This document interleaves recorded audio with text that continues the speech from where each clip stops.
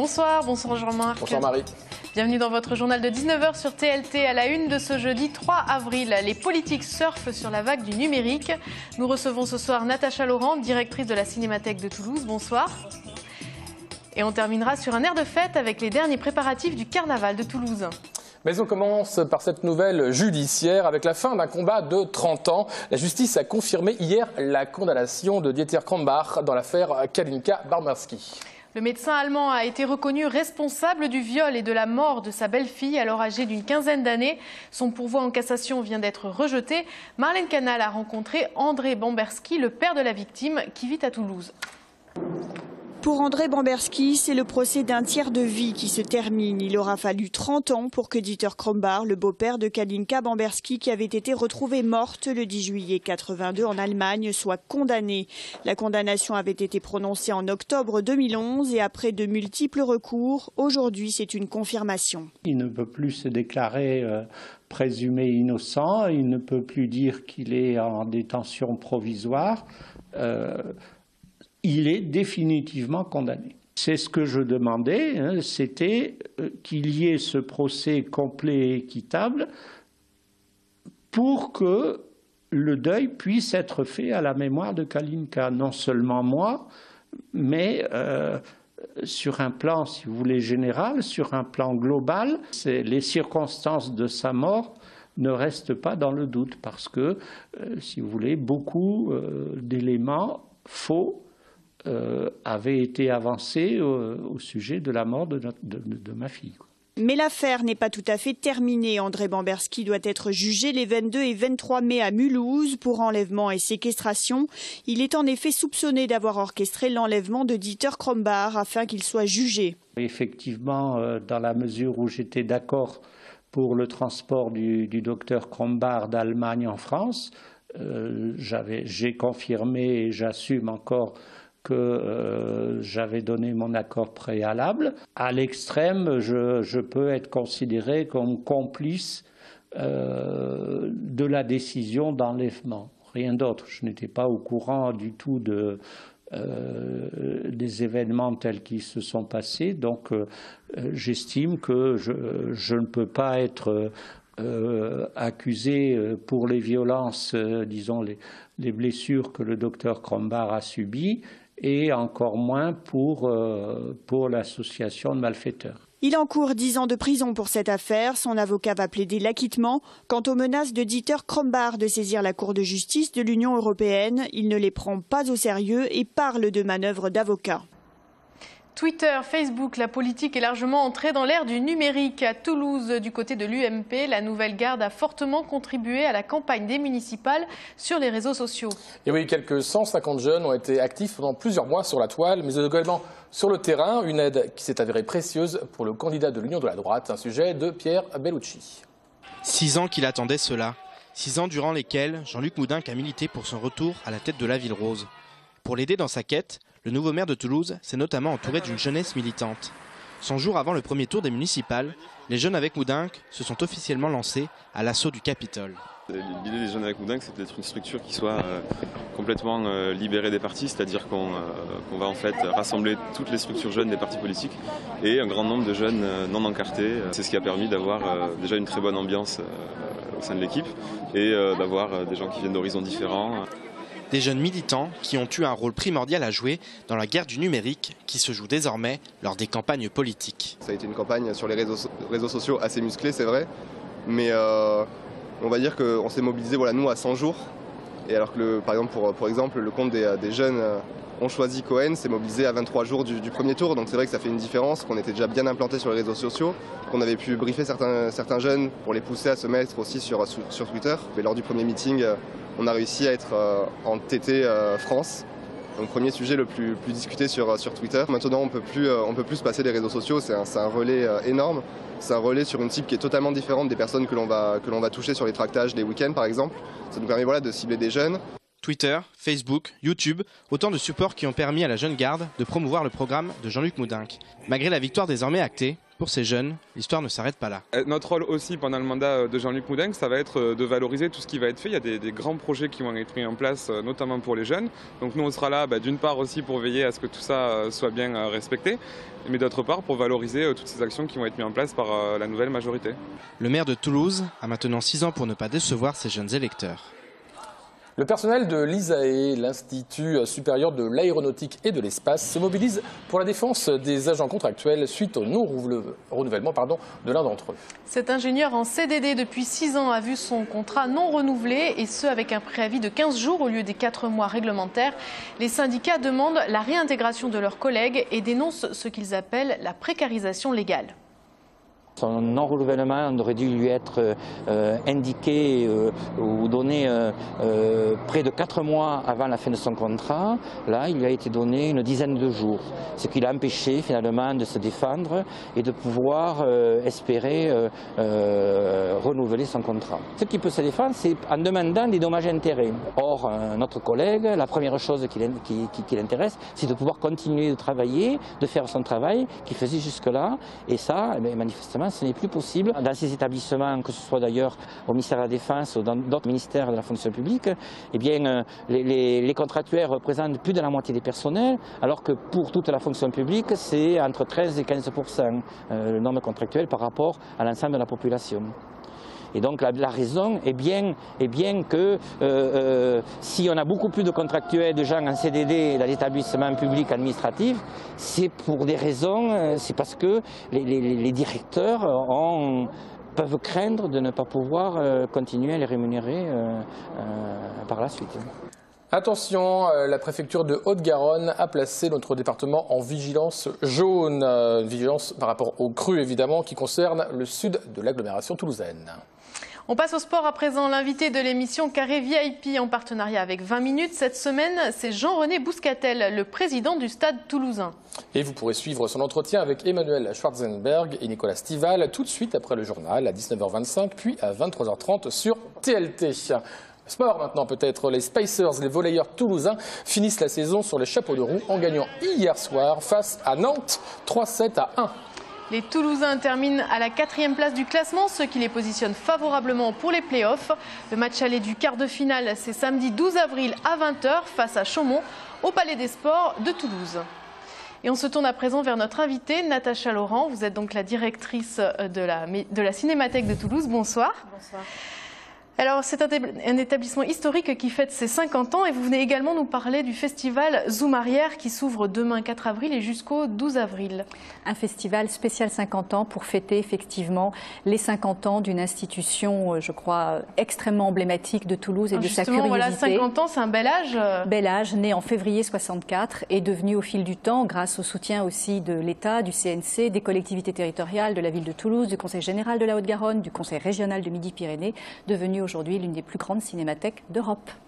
Alors, est-ce qu'on peut dire que Zoom Arrière, c'est un festival de cinéma où l'archive est remise en perspective au goût du jour? Absolument, c'est exactement l'idée de Zoom Arrière et de ce spécial 50 ans, c'est de dire ce qu'est aujourd'hui une cinémathèque, à quoi nous servons, ce que c'est qu'un trésor de cinémathèque, ce que c'est que le patrimoine de cinéma et quel plaisir on a et quel besoin on a tous de retrouver la mémoire du cinéma. Ouais. Qu'est-ce que c'est une cinémathèque?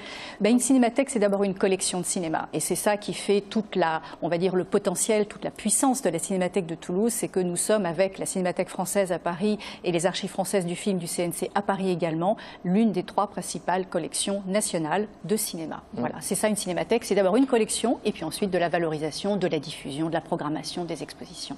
Alors on va voir là une bande-annonce du festival pendant que l'on parle. Est-ce que justement tous ces films, vous voulez montrer qu'ils se répondent les uns les autres pour cette édition? Oui, bien sûr. L'idée, si vous voulez, on est parti sur 1964 et sur le chiffre 50 et on jongle avec ces chiffres-là de façon ludique, de façon patrimoniale, avec le cinéma d'hier, le cinéma d'aujourd'hui, un clin d'œil au cinéma muet vers une très grande actrice oubliée du muet qui s'appelle Léatrice Joy, qui est une actrice formidable, qui était une star, qui est oubliée et que l'on restitue et que l'on ramène vers les Toulousains pour la première grande rétrospective mondiale de cette actrice. Mondiale, oui. Mondiale, absolument. Les archives américaines nous ont envoyé leur plus beau trésor pour retrouver le talent et la modernité de Léatrice Joy.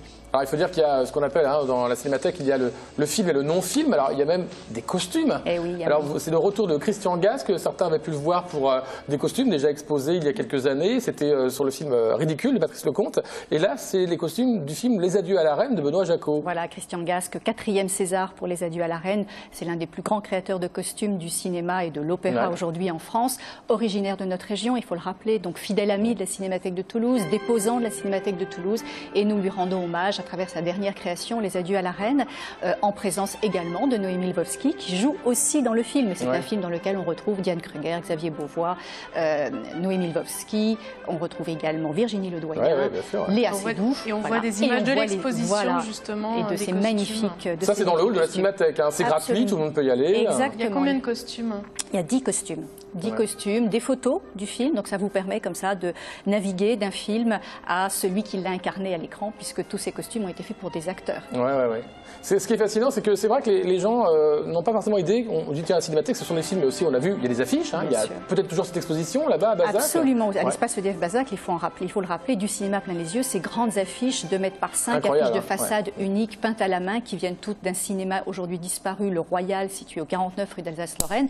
Et ça, effectivement, Jean-Marc, il faut le dire, c'est qu'une cinémathèque, c'est un lieu de patrimoine cinématographique, des films, des photos, des affiches, des costumes, des scénarios, tout ce que le cinéma produit, toute la magie du cinéma, elle est à la Cinémathèque de Toulouse. Alors, une actrice réalisatrice donc viendra et est à l'honneur, c'est Noémie Lvovsky. Alors, Noémie Lvovsky, on ne la connaît pas forcément, Marie. Est-ce qu'on peut la situer? On a quelques images, mais certains l'ont vue dans Camille Redouble notamment. Voilà, son dernier film qui a beaucoup fait parler d'elle, c'est Camille Redouble. C'est à la fois une actrice, une réalisatrice, une scénariste. C'est quelqu'un qui a beaucoup de talent sur l'écriture. Le chiffre 1964 nous a mis sur la route de Noémie. Et Noémie Lvovsky est quelqu'un qui a beaucoup de talent parce qu'elle est à la fois, un peu comme Nicole Garcia, si vous voulez, capable à la fois d'alterner des rôles comme actrice, de se mettre au service d'autres cinéastes et en même temps d'écrire et de réaliser ses propres films. C'est une femme qui joue beaucoup sur l'intimité, sur les sentiments et en même temps sur la légèreté. C'est quelqu'un qui aime beaucoup la comédie, qui aime beaucoup le genre comique. C'est quelqu'un de tout à fait passionnant et à qui on offre une carte blanche et qui vient avec des amis. Justement, cette carte blanche, qu'est-ce qu'elle vous a concocté? C'est une carte blanche formidable. C'est-à-dire qu'il y a bien sûr ces films et elle nous a tout de suite dit je viens avec des films amis. Et les films amis, ce sont les films de Arnaud Desplechin, Pascal Ferrand, Patricia Mazui, Emmanuel Finkiel, Bruno Podalides, Céline Sciamma. J'ai envie de dire la jeune garde du cinéma français. Voilà ce que le cinéma français fait aujourd'hui de plus éclatant, de plus innovant, de plus intelligent. Et ils seront tous là. Samedi. Oui, c'est quand même un beau plateau là. C'est un plateau magnifique pour dire bon anniversaire à la Cinémathèque de Toulouse. Plateau, hein. C'est ça. Bon anniversaire à la Cinémathèque de Toulouse. Ils seront tous sur un même plateau samedi à 18h pour une rencontre et une discussion et ils vont tous présenter à 2 voix leur film pendant tout le week-end. Voilà. Alors il y a donc, on va parler de l'archive du cinéma, Le Mépris de Jean-Luc Godard. On va voir un extrait. Alors tout le monde connaît Mes fesses, tu les aimes, Mes fesses, Brigitte Bardot et Michel Piccoli. En fait, c'est un film qui parle de cinéma, Le Mépris. Voilà, le Mépris est sorti dans les tout derniers jours de 63, donc c'est vraiment un des films les plus emblématiques de 64 et c'est un film dans lequel il est question d'histoire du cinéma, dans lequel il est question de patrimoine cinématographique. Bien sûr, c'est l'histoire d'un couple qui se déchire progressivement. Donc c'est aussi sur la Méditerranée, c'est aussi sur Ulysse et l'Odyssée. C'est un film qui contient pratiquement toute l'histoire du cinéma avec Fritz Lang. Et donc on propose une Odyssée du mépris. Voilà, retrouvons le mépris à travers l'histoire du cinéma. Oui, c'est ça, ouais. Alors, j'imagine qu'on a parlé d'acteurs qui venaient présenter des films, mais aussi des spécialistes du cinéma, peut-être, des gens qui ont écrit sur le cinéma, qui viennent tout au long de ces jours. Et on retrouvera notamment André Labarthe, qui viendra nous parler justement des 50 ans de cinéastes de notre temps, grande émission de télévision qui a été consacrée au cinéma, qui a été fondée en 1964. Donc André Labarthe sera là, bien évidemment. Et puis nous accueillerons également une très grande archive européenne qui s'appelle le Film Museum autrichien, qui est à Vienne. Archive née 10 jours après la Cinémathèque de Toulouse. Ah oui, décidément, c'est tout est lié. Voilà, c'est tout est lié. Et avec un fondateur qui était très lié à notre propre fondateur, Peter Kubelka, et Raymond Borde étaient très amis, très proches, avec une très belle collection là-bas. Et donc, moi, j'y suis allée au mois de mars pour fêter les 50 ans du Film Museum de Vienne. Et son directeur, Alexander Horvat, carte blanche aussi pour lui, viendra à Toulouse en début de semaine prochaine pour fêter les 50 ans de la Cinémathèque de Toulouse. Mais dernière question, c'est-à-dire qu'en fait, il y a tout un tas de cinémathèques en Europe. Ça, on ne le sait pas forcément. C'est vous qui le montrez montrer, il y en a une à Barcelone, vous faites des liens à chaque fois. Le but, c'est de s'échanger des films ou de... il y a un réseau il y a un réseau très important. C'est une phase très importante de notre activité et ça, il faut rendre hommage à Raymond Borde. C'est-à-dire que dès 1965, dès le lendemain de la création de la Cinémathèque de Toulouse, Raymond Borde a compris que l'avenir était international. L'avenir de la Cinémathèque de Toulouse et donc de Toulouse était international. Et c'est grâce à lui que nous avons ces contacts, mais tous les jours, quotidiens, de travail, d'échanges, de coopération, d'échanges d'informations, d'échanges de films, de confrontation de collections. Donc les collections circulent. Ah, bien sûr, elles circulent et elles circulent énormément. Énormément, tous les jours. Tous les jours, vous avez cité Barcelone, mais on peut citer Stockholm, Moscou, Washington, Tokyo. C'est sans arrêt, c'est tous les jours. Ça fait rêver, ouais. Alors, dernière question, si on peut peut-être revoir l'affiche pour 50 ans, c'est Catherine Deneuve, plus belle que jamais. Pourquoi Catherine Deneuve? Moi, ça me plaît bien. Mais pourquoi Catherine Deneuve, parce que nous avons la dernière section dont on n'a pas parlé, c'est hommage au Festival de Cannes 1964, clin d'œil à Cannes 64, et ce qui s'appelait pas encore la Palme d'Or, mais qui était le Grand Prix, c'est les Parapluies de Cherbourg avec Catherine Deneuve et son grand rôle, voilà, dans le film de Jacques Demy. Donc ça sera en clôture et ça sera une séance comme en 64, Jean-Marc, c'est-à-dire le grand film et puis avant une première partie avec un court-métrage, des publicités de 64 et des actualités de 64. Est-ce qu'il y a des dames qui vont disposer des popcorn? Voilà, des ouvreuses, comme en 64. Bon, merci Natacha. Alors c'est une première en France et c'est pour la bonne cause. Ils ont dansé à 18h place du Capitole. Une action symbolique pour l'action Ella qui lutte contre les leucodystrophies, une association soutenue également par le médiatique Zinedine Zidane. Ce jump around a réuni une centaine de personnes qui ont bravé la pluie comme vous pouvez le voir. Pierre Bellucci était au rendez-vous pour saisir cet instant de solidarité. Ça ne démotive personne la danse. Hein. Est-ce terminé ou a-t-on encore des choses à dire? Quelques images de carnaval, Jean-Marc. Et oui, plus que 2 jours pour peaufiner l'entrée en scène de Monsieur Carnaval. Dernière touche aux chars et aux animations. Dans les hangars, on ne chôme pas. Jérôme Bollock nous propose un avant-goût de la fête de samedi. On est un petit peu en retard, mais bon, comme c'était prévisible de toute façon, donc voilà, on va faire en sorte d'être à l'heure et d'être dans les temps, quoi. Être dans les temps, c'est l'obsession ici, mais promis, la carapace de la tortue Galoca de Charlotte et de ses amis sera bel et bien terminée samedi. Pour l'artiste, participer à l'élaboration du carnaval est une belle expérience. On a de la place, on a un hangar gigantesque, on a du matériel, voilà, c'est les conditions rêvées pour faire ce qu'on aime faire, quoi. Eux, ce qu'ils aiment faire, c'est sauter partout. Les confettis, c'est la passion de Los Ouistitis. Les confettis vont jaillir de ce canon comme des grenouilles dans une mare dynamitée à plus de 12 barres de pression. 12 barres de pression. 8 mètres de haut, 8 mètres. D'aucuns disent qu'ils iront jusqu'à 15 mètres.